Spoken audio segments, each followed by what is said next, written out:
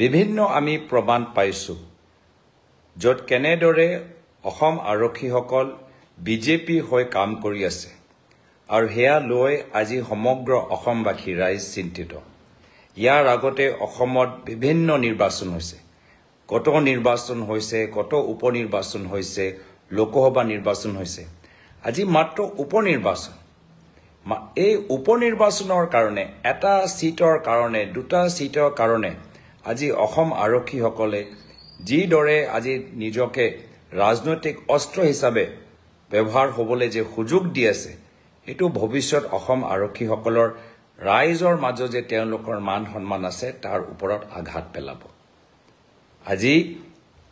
আমাৰ অভিযোগ যে আছে তাৰ ওপৰত কোনো ধৰণৰ গুৰুত্ব দিয়া নাই মই আশাবাদী যে জনসাধাৰণ এইবোৰ সব মন কৰিব আৰু এইখিনি কাম যে কৰিছে মুখ্যমন্ত্ৰী হিমন্ত বিশ্ব শৰ্মা ডাঙৰীয়া আজি তেওঁ যে খুচকাৰি যে তেওঁলোকৰ একো লাভ হোৱা নাই তেওঁলোকৰ মন্ত্ৰীসকলৰ প্ৰচাৰ লাভ দিয়া নাই তেওঁলোকৰ বিধায়কসকলৰ ভাবুকি আজি কাম দিয়া নাই তেওঁলোকে যে বিভিন্ন অঞ্চলত পইচা যিদৰে বিতৰণ কৰিছে হেতু তেওঁলোকে আজি একো তাৰ ফলাফল দেখা পোৱা নাই এতিয়া ভোটিংৰ এক ৰাতি আগত অন্তিম তেওঁলোকৰ অস্ত্ৰ ব্যৱহাৰ কৰিছে এয়া হৈছে পুলিচ প্ৰশাসন আমাৰ লোকতন্ত্ৰ মুখ্যমন্ত্ৰী হিমন্ত বিশ্ব শৰ্মা ডাঙৰীয়া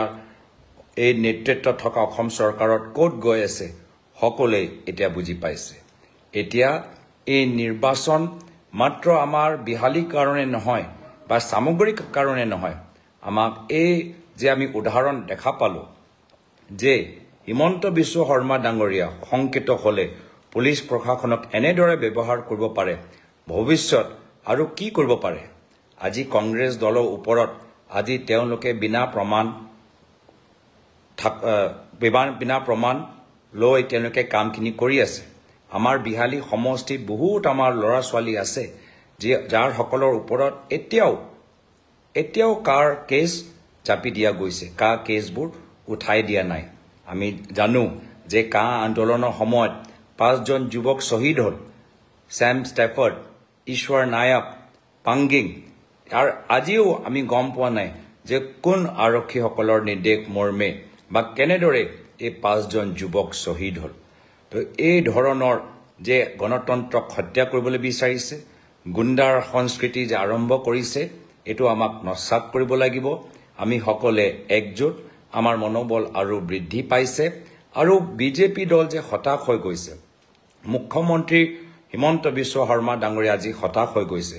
চাৰিওফালৰ পৰা ৰিপৰ্ট পাইছে যে বিহালী তেওঁলোকৰ হাৰ দৃষ্টিত এটা এনে ধৰণৰ তেওঁলোকে কামখিনি কৰিছে যি কামখিনি বাহিৰৰ পৰা মানুহবোৰ বুজি পাইছে যে এজন শক্তিশালী নেতাৰ নহয় এজন ভয় খোৱা এজন নেতাৰ উদাহৰণ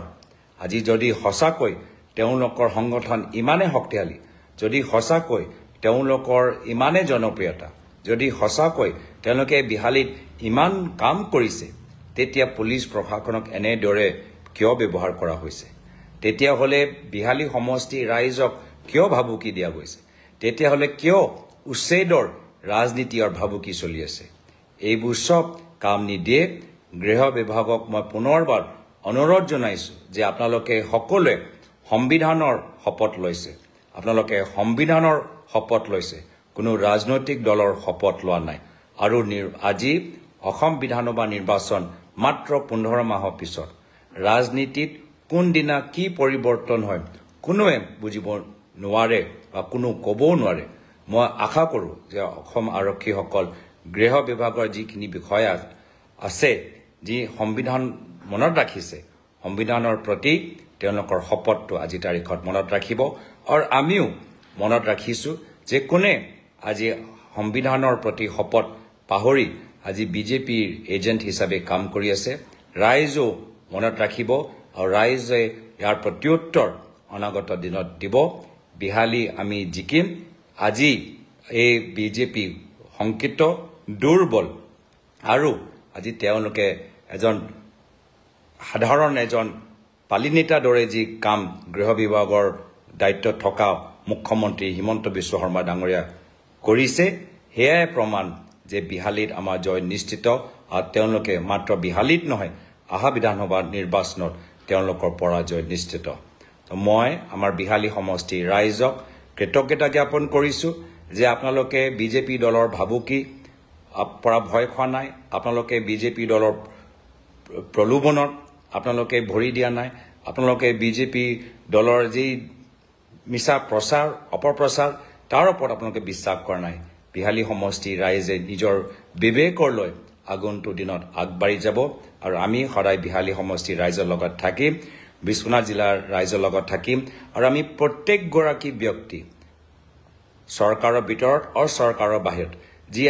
যিসকলে নিৰপেক্ষ লোকতান্ত্ৰিক অসম বিচাৰে আমি সেই সকলৰ লগত থাকিম আমি লোকতন্ত্ৰটো আৰু মজবুত কৰিম আমি অসম আৰক্ষী কোনো ব্যক্তিগত ফ'ৰ্চ আমি হ'বলৈ নিদিওঁ এইখিনিয়ে কথা আজি এই ফেচবুক লাইভ যোগেদি মই জনালো সকলোৱে আমাৰ কামখিনি আগবাঢ়ি লৈ যাওক আমাৰ জয় নিশ্চিত